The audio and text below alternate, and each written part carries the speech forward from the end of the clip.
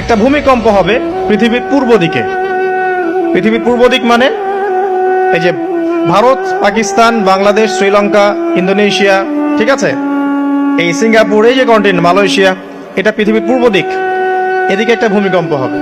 তারপরে 7 পৃথিবীর পশ্চিমে একটা ভূমিকম্প হবে। পশ্চিম মানে বোঝেন না?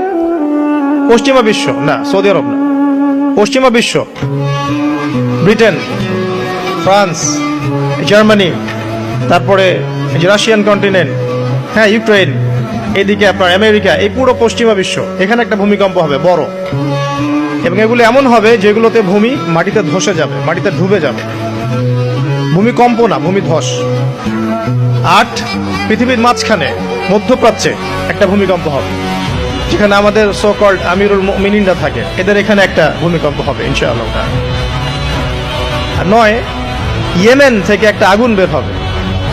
ইয়েমেন থেকে একটা আগুন বের হবে, যে আগুন মানুষকে হাসরের মাঠের দিকে তাড়িয়ে নিয়ে আসবে। আরেকটা বলেছেন 10 নম্বর, সূর্য উঠবে পশ্চিম দিক থেকে। সূর্য উঠবে পশ্চিম দিক থেকে, তাহলে আর সময় নাই, পৃথিবীর সময় শেষ।